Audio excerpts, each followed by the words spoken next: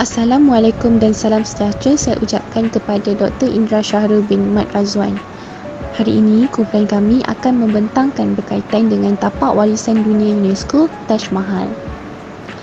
Terlebih dahulu, saya akan memperkenalkan ahli kumpulan saya, iaitu yang pertama adalah Muhammad Fahmi bin Muhammad Fauzi, AP210291.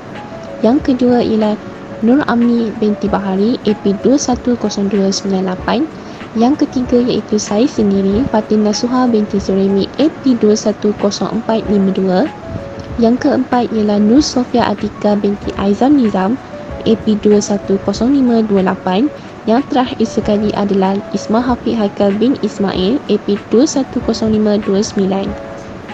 Seterusnya, saya akan serahkan kepada Muhammad Fahmi bin Muhammad Fauzi untuk membentangkan bahagian pengenalan. Assalamualaikum warahmatullahi wabarakatuh. Nama saya Muhammad Fahmi bin Muhammad Fauzi dan nombor matrik saya AP210291. Di hari ini kami akan membentangkan mengenai tugasan yang telah diberikan kepada kami mengenai tapak warisan dunia. Kami telah memilih Taj Mahal sebagai kajian kami. Jadi kami akan membentangkan pada bahagian pertama dulu, iaitu pengenalan. UNESCO telah ditubuhkan pada 16 November 1945. UNESCO juga telah mempunyai 191 negara anggota dan beribu organisasi di seluruh dunia. UNESCO telah memperkenalkan 5 program utama mereka, iaitu dalam bidang pendidikan, sains semula jadi, kemanusiaan dan sains sosial, budaya, komunikasi dan maklumat. Dan terdapat juga program lain yang telah diperkenalkan oleh UNESCO dan dibiayai olehnya. Seterusnya kita akan pergi ke slide yang kedua, iaitu sambungan daripada pengenalan. UNESCO secara aktif berusaha untuk mencapai tujuan pembangunan milenium Perserikatan Bangsa-Bangsa, tetapi mereka berfokus pada pencapaian tujuan secara substansial, iaitu mengurangi kemiskinan ekstrim di negara-negara berkembang. UNESCO telah mengembangkan pendidikan rendah universal di semua negara.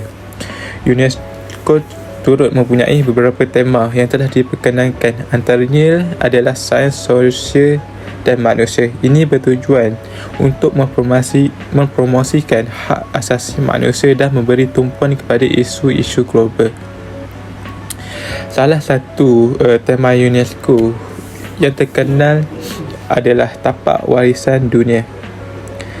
Namun untuk terpilih menjadi tapak warisan dunia, sebuah tapak itu haruslah mempunyai kriteria yang tertentu dan mencapai standard tertentu menurut undang-undang yang telah ditetapkan oleh UNESCO itu sendiri. Seterusnya, kita akan pergi ke bahagian latar belakang kajian kami, iaitu Taj Mahal. Taj Mahal merupakan bangunan yang terletak di tebing sungai Yamuna, berhampiran Agra, iaitu di India. Taj Mahal adalah makam yang dimiliki oleh Maharaja Shah Jahan untuk mengingatkan isterinya, iaitu Mumtaz Mahal. Bangunan ini merupakan makam yang dianggap suci dan melambangkan kemuliaan cinta dan rasa sakit. Bangunan ini mengambil masa selama 22 tahun untuk disiapkan.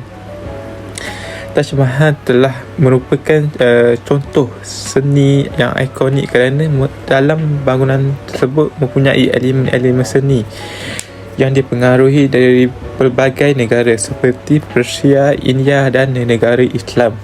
Oleh itu, disebabkan tersebut, Taj Mahal disebut menjadi simbol perkembangan umat Islam pada kerajaan Mughal. Namun pada abad ke-19, orang British telah mengarah satu pemulihan tapak atas Taj Mahal untuk membina bahagian Taj Mahal yang rosak semasa pemberontakan India pada tahun 1857, dan projek pemulihan tersebut telah siap pada tahun 1908. Terusnya, bahagian yang ketiga adalah tarikh pengiktirafan Taj Mahal sebagai tapak warisan dunia. disebabkan oleh kecantikan dan keagungan Taj Mahal yang tidak ada bangunan lain di dunia yang mempunyai konsep yang serupa dengannya adalah antara 7 keajaiban dunia dan telah disenaraikan sebagai tapak warisan dunia oleh UNESCO pada tahun 1983. Assalamualaikum dan salam sejahtera. Saya Nur Amni binti Bahari. Seterusnya, saya akan membentangkan Outstanding Universal Value, iaitu OUV. Outstanding Universal Values ialah keperluan nilai sejagat yang luar biasa serta harus ditafsirkan sebagai tindak balas yang luar biasa kepada isu-isu yang bersifat universal yang sama atau untuk semua budaya manusia. Selain itu, menurut hasil mesyuarat Kazan pada tahun 2005, OUV membawa maksud nilai universal yang sangat baik, bermakna budaya atau kejadian semula jadi yang membawa makna begitu luar biasa bahawa ia melampaui sempadan kebangsaan dan kepentingan umum semasa serta generasi masa depan untuk semua manusia. Oleh itu, pengekalan perlindungan warisan ini adalah untuk komuniti antarabangsa secara keseluruhan, bukan tertumpu kepada suatu bangsa sahaja. Terdapat 2 kategori kriteria yang telah digaris panduankan untuk sesuatu kawasan diisytiharkan sebagai tapak warisan dunia. 2 kategori yang dikeluarkan oleh UNESCO ialah kategori budaya dan kategori alam. Kategori budaya. Yang pertama, melambangkan mahakarya yang mencerminkan daya kreatif dan kecerdasan manusia serta nilai yang berpengaruh secara signifikan terhadap budaya. Yang kedua, menunjukkan keutamaan pada nilai-nilai kemanusiaan yang tidak berubah selama berkurun-kurun waktu tertentu dalam hal seni bina, teknologi, seni monumen, tata kota atau reka bentuk muka bumi. Yang ketiga, mengandungi perincian atau bukti bahawa pernah ada ritual peradaban pada masa lampau yang tersisa atau telah lenyap. Yang keempat, wujudnya rasa kekaguman pada sebuah bangunan, seni bina atau teknologi yang memiliki penggambaran tentang tahap penting dalam sejarah peradaban manusia. Yang kelima, wujudnya rasa kekaguman pada sebuah tempat tinggal, tanah atau perairan yang dapat melambangkan budaya atau interaksi manusia dengan lingkungan, khususnya yang masih terpelihara terhadap perubahan zaman yang signifikan dan moden. Dan yang keenam, memiliki kaitan yang erat pada suatu peristiwa atau tradisi tertentu dari sisi pemikiran, kepercayaan, artistik dan sastera. Seterusnya pula, kategori alam. Yang pertama, mengandungi fenomena alam luar biasa atau memiliki keindahan alam dan nilai estetika yang tinggi. Yang kedua, wujudnya kepentingan yang melambangkan tahap utama dalam sejarah bumi termasuk usia, perubahan geologi, perubahan tanah, simbol geomorfik atau fisiografik yang khas. Yang ketiga, wujudnya ciri utama yang memiliki peranan penting secara ekologi dan biologi terhadap evolusi dan perkembangan pola tanah air, terumbu karang dan ekosistem bawah laut serta kawasan ekosistem tumbuhan dan haiwan persekitaran. Dan yang keempat, mengandungi habitat alami yang berperanan penting dalam pemeliharaan in situ untuk keragaman biologi, termasuk spesies yang diancam kepupusan serta mempunyai nilai khas dari sudut pandang sains dan konservasi. Seterusnya, nilai sejagat luar biasa. Perkembangan tamadun Islam tidak dapat lari daripada keagungan seninya, termasuklah seni ukiran, khat, bina dan sebagainya. Perkembangan seni bina Islam selari dengan pencapaian seni khat, ukir, sains dan teknologi serta seni lukis. Kesemuanya saling melengkapi antara satu sama lain dan akhirnya menghasilkan satu binaan yang dikagumi. Al-Quran menjadi hiasan utama Taj Mahal. Huruf Khat Thuluth ialah seni huruf utama yang terdapat pada dinding-dinding Taj Mahal. Pada tahun 1983, UNESCO telah mengisytiharkan Taj Mahal sebagai tapak warisan dunia yang perlu dilindungi. Taj Mahal adalah salah satu monumen yang terkenal di dunia dan ditunjuk oleh ICOMOS sebagai salah satu warisan dunia pada tahun 1983. Kriteria penetapan Candi Borobudur sebagai Property World Heritage adalah kerana Taj Mahal ini merupakan harta warisan budaya yang sangat megah dan dianggap sebagai contoh terbaik dari bangunan-bangunan di Mughal. Seterusnya, saya akan membentangkan lokasi. Di India, terdapat salah satu tempat yang telah mendapat pengiktirafan daripada UNESCO sebagai tapak warisan dunia, iaitu Taj Mahal pada tahun 1983. Taj Mahal adalah contoh terbaik seni bina Mughal yang menggabungkan seni bina Parsi, Turki, India dan gaya seni bina Islam. Bangunan ini dikatakan permata seni bina Islam.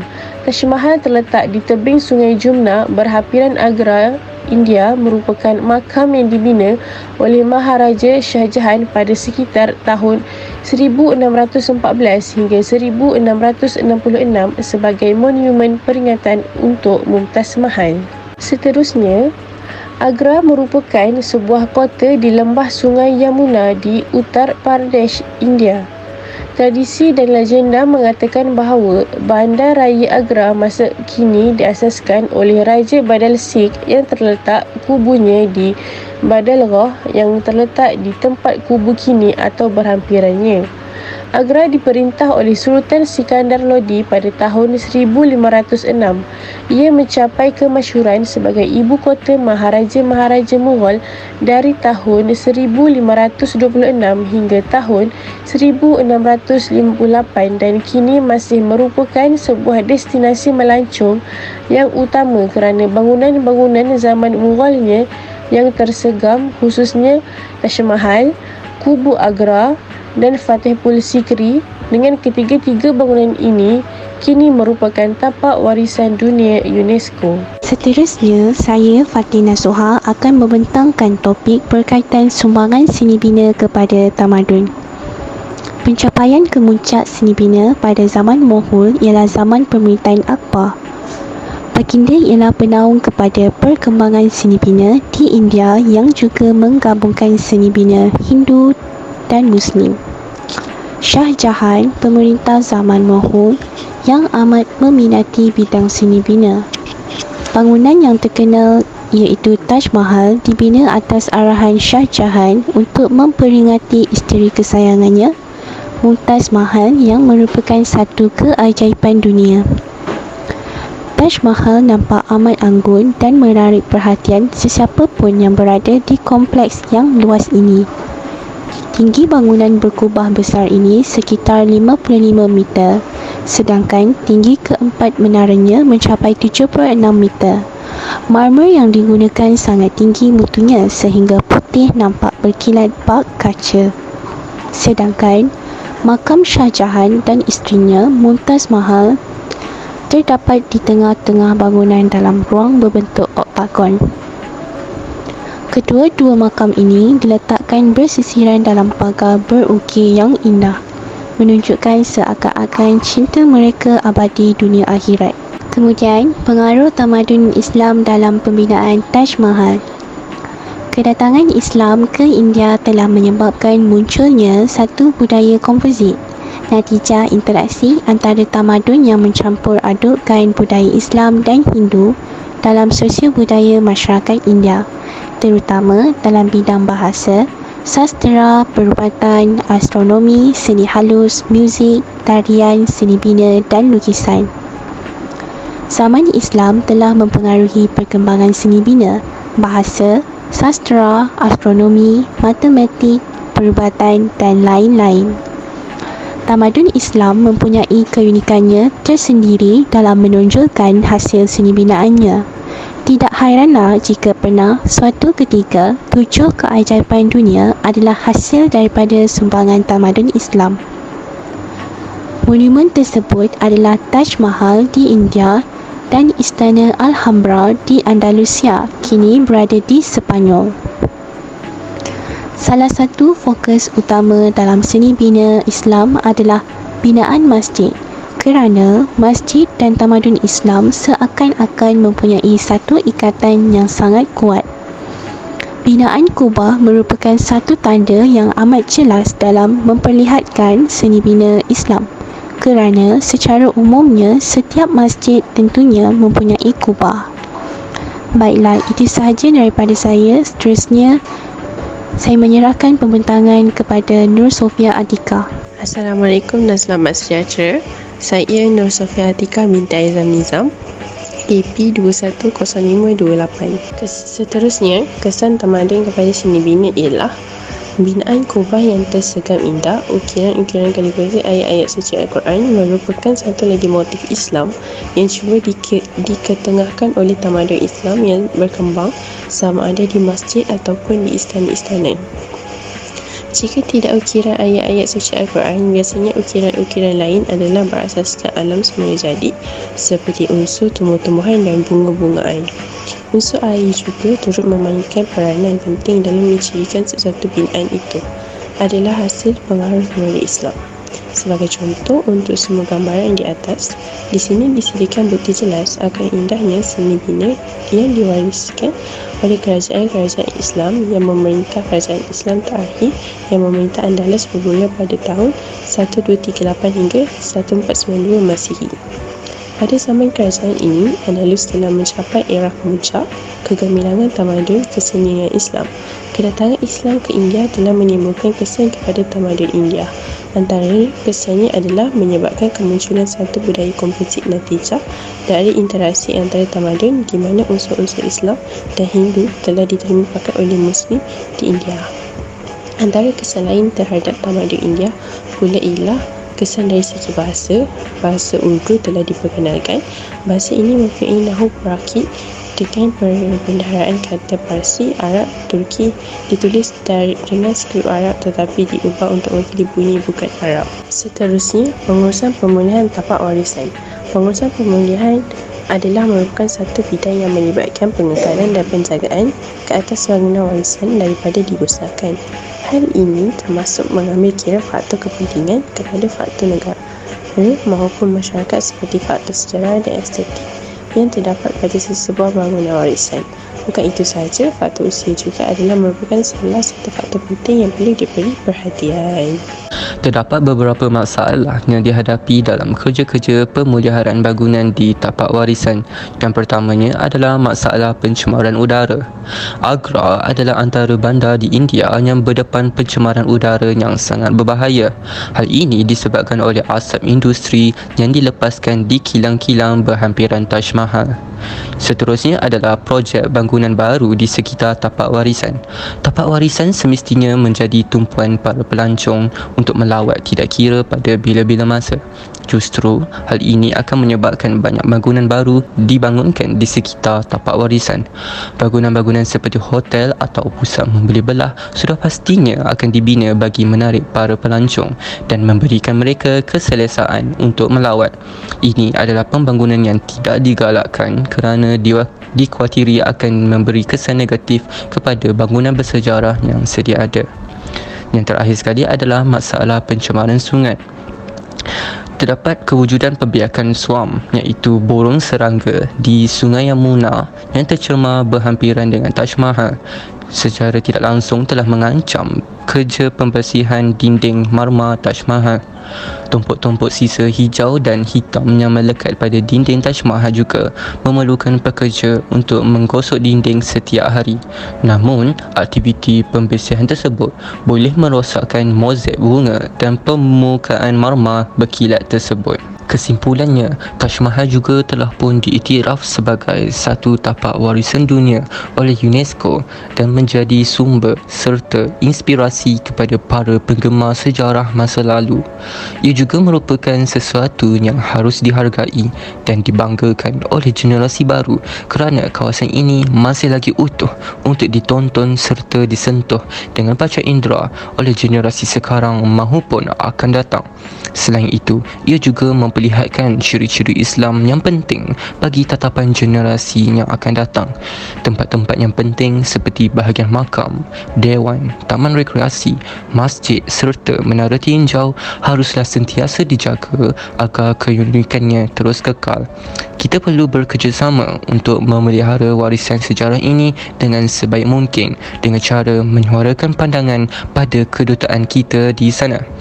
Tapak warisan ini mestilah diberi tumpuan dengan sebaik mungkin untuk memastikan tapak warisan ini kekal menjadi hak pelancongan di India. Antara cadangan yang perlu dilakukan untuk memastikan pembangunan yang mampan di tapak warisan ini adalah dengan menjadikan Taj Mahal sebagai lokasi pelancongan yang dijaga baik oleh semua pihak.